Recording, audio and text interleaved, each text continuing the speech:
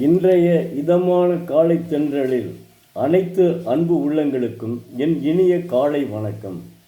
இன்று ஒரு குறள், அதிகாரம் 32, இன்னா செய்யாமை. குறள் எண் 316. இன்னா என தான் உணர்ந்தவை துண்ணாமை வேண்டும் பிறர்கண் செயல். தெய்வப்புலவர் திருவள்ளுவர் இவை மக்கட்கு இன்னாதன என அனுமானத்தால் தான் அறிந்தவற்றை பிறர் மாட்டுச் செய்தலை மேவாமை துறந்தவனுக்கு வேண்டும் என்கிறார். இவை மக்களுக்கு துன்பம் செய்பவை என அறிந்தவற்றை இவை மக்களுக்கு துன்பம் செய்பவை என அறிந்தவற்றை துறவியானவன் பிறரிடத்தில் செய்வதை கருத்தில் கொள்ளாதிருத்தல் வேண்டும் என்கிறார்.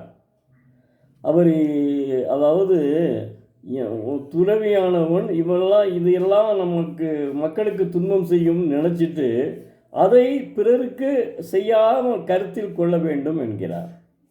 அவர் இன்னும் நீங்கள் எதுக்கு எடுத்தாலும் நினைக்கலாம், ஏன் அவர் துறவியே சொல்கிறாருன்னு சொல்லிட்டு. அவரே ஒரு இல்லறத்தார். அவர் பெரும்பாலும் துறவிகளுக்கு ஒரே ஒரு அதிகாரம் தான் கொடுத்துருக்காரு. இந்த அதிகாரம் 1330 அதிகாரத்திலையும் ஒரு அதிகாரத்தை மட்டும்தான் 1330 குறள்கள் 133 அதிகாரத்தில் ஒரு அதிகாரத்தை மட்டும்தான் துறவிகளுக்கே கொடுத்திருக்கார். அவர் இல்லறத்தார் என்பதால் தான் உங்களுக்கு காமத்துப்பாலை அமைத்துள்ளார். அதற்காக நூல் அரங்கேற்றத்திலே பெரிய விவாதம் வந்திருக்கு. இது எப்படி காமத்துப்பாலை நம்ம இதை அரங்கேற்றது அவர் எழுதியிருக்காரு அப்படின்னு சொல்லிட்டு. அதான் இல்லறத்துக்கு தேவையான விஷயம் தாங்க, அதில் எதுவும் கெடுதல்லைன்னு ஔவையாரே சொல்லியிருக்காரு. ஔவையார் தான் முதலில் இதற்கு பரிந்துரை செய்திருக்கிறார். அந்த அளவுக்கு தெய்வப்புலவர் ஓயாமல் அந்த துறவிகள், ஏன்னா வாழ்க்கை என்பது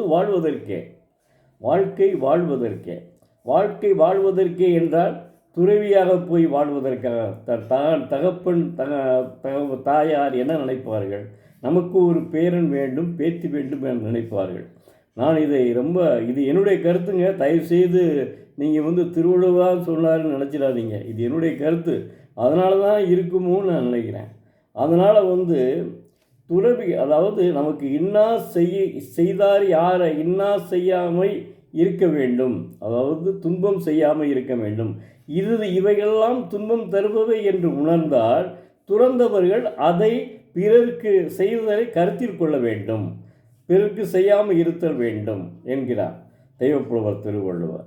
மாணவ செல்வங்களே, தினந்தோறும் ஒரு குறளை படியுங்கள். படித்து அதன்படி நடங்கள். நிச்சயம் வாழ்க்கையில் வெற்றி பெறுவீர்கள். எல்லாம் உங்களுக்கு வசந்த காலமாக அமையும். இலையுதிர் காலங்கள் ஓடி வசந்த காலங்களாக அமையும். நன்றி. நாளை மீண்டும் ஒரு குறளுடன் உங்களை சந்திக்கும் எழுத்தாளர் சோ. பரமசிவம், மதுரை.